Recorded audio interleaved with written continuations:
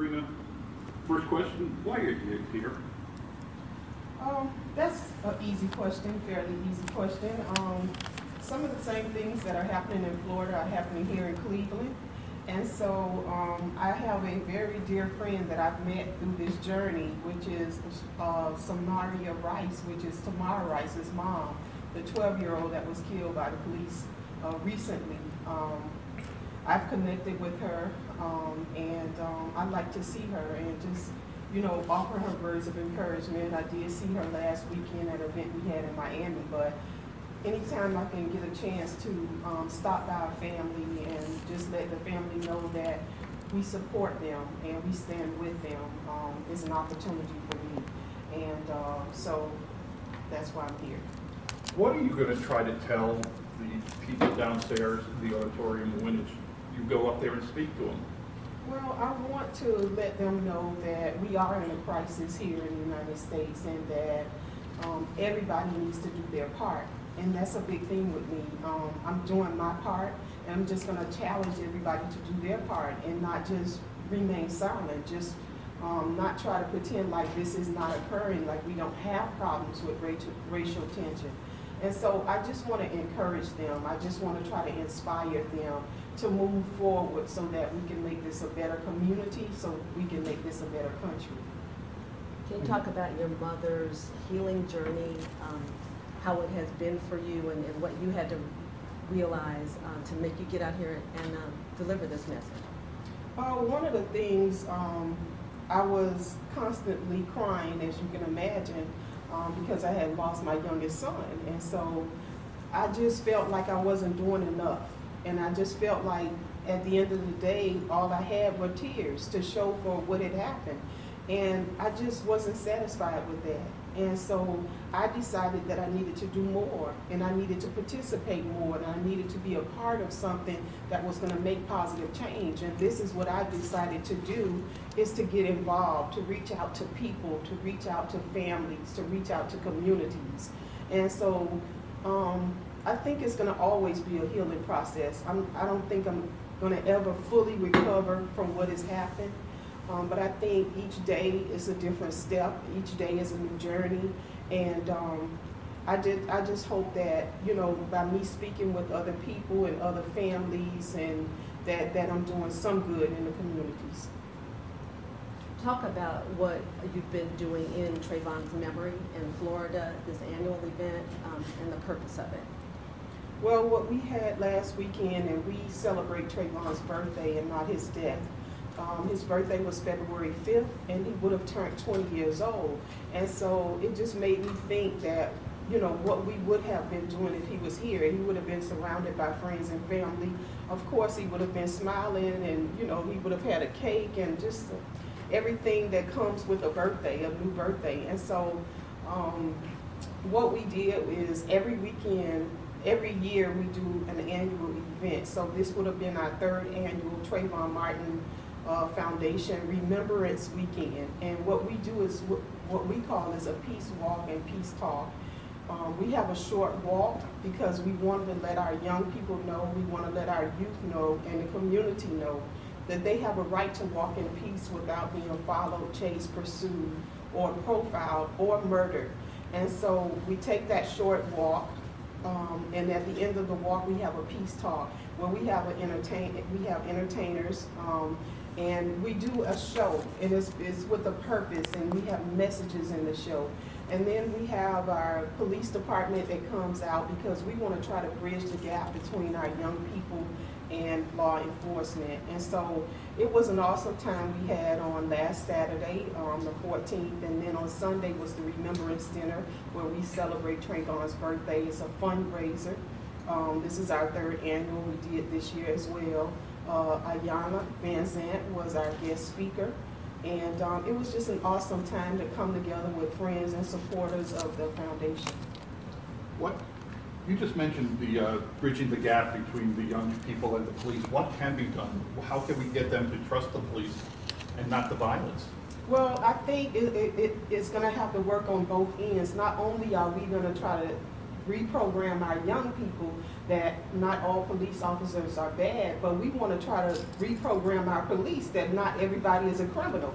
And so it works both ways. And so hopefully we're taking steps so that we can bridge those gaps. I mean, I know it's, you know, far away and people don't understand. One group doesn't understand the other group. Law enforcement has their work cut out for them. But our young people are afraid. And so we don't want you to be afraid in your own country. We don't want our young people to be afraid to walk down the street in their own country. And so that's why it's so important that we bridge that gap between law enforcement and our young people. You mentioned that you met with Tamir Rice's mother, Samaria Rice. Could you please share with us a little bit about what you two spoke about?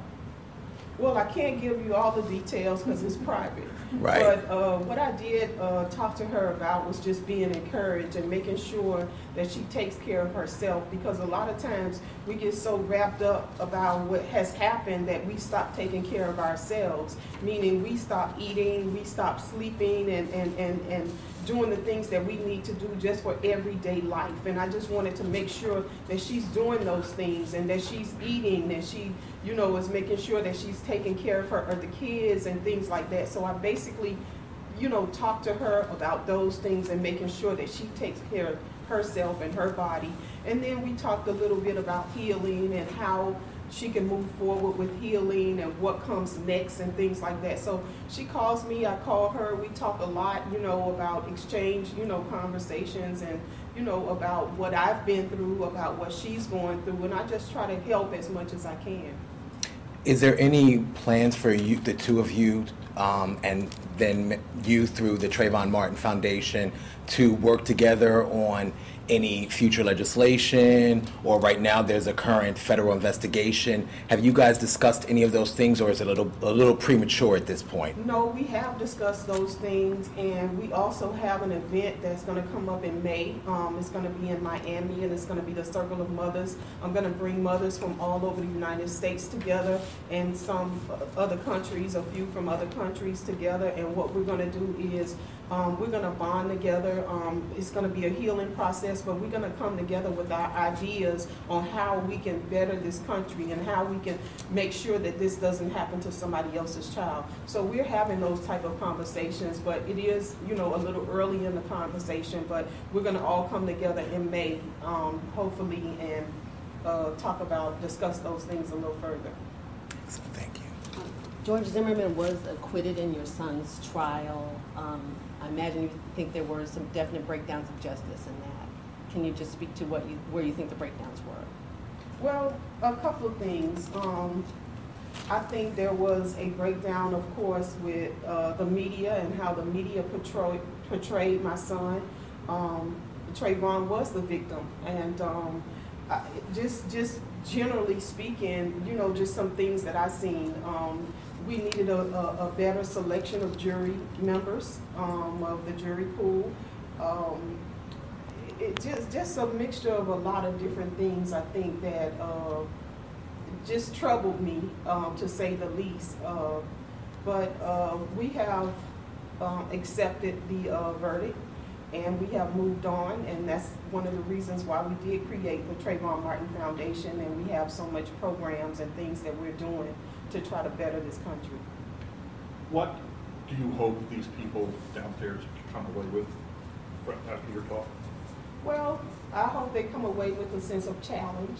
I hope they come away with a sense of who I am and who Trayvon was, and what the Trayvon Martin Foundation does in general. What do you hope people here in Cleveland do when you leave? When you leave, that enthusiasm, that drive leaves with you. What do you hope happens here?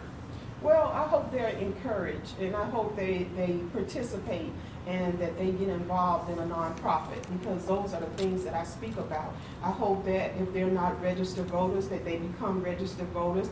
I hope that when they receive that jury summons paper in the mail that everybody hates to get, that they go ahead and participate and do their civic obligation and you know, go to jury duty.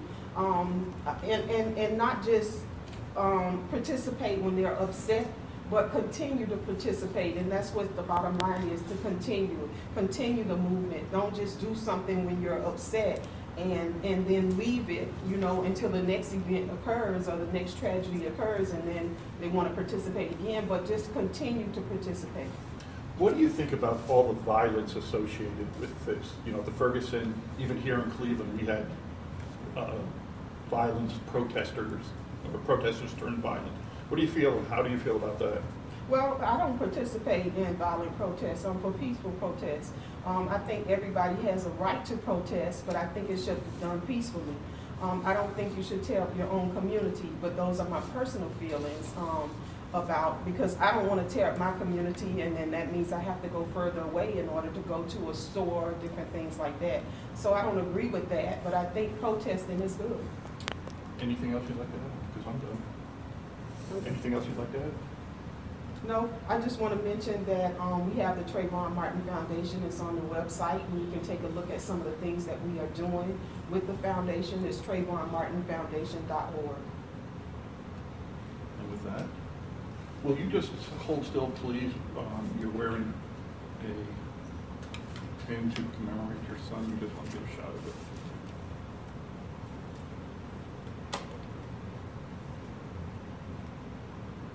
Have you been traveling the country doing talking? Absolutely. So like, how's the reception been in other places? Oh, pretty good. I mean, it's been pretty good. I've been pretty busy. I just, in the last few days, well, this week I've left, I went to Omaha, Nebraska, Lincoln, Nebraska, and Fort Collins, Colorado. So this is my 4th place since Tuesday. Yeah, so. Welcome. I'm very tired. I bet you are. But, and cold? Yeah, oh, and cold. Yeah, don't leave that out. This is warm compared to 3 days ago. Right, this is a warmer day. Yeah. What are you doing to take care of yourself? You spoke about Some of the same things. Same I'm as- making yeah. sure that, you know, that I take vitamins and that I'm eating and just sleeping, just regular things that Yeah. people, you know, Take probably for granted. don't, yeah, they don't think of it as, you know, but it's just trying to get back to the new normal lifestyle. And so, yeah, I try to exercise every now and then. Not much, but a little exercise. I try to eat, you know, and try to do the things that I need to do. I spend a lot of time with my Joe's? family. Stone crab? Joe's? Of course. Yeah, of course. You're making us homesick now. Yes. All right, we thank you. Okay. Thank you Thank very you so much. much. I'm gonna give you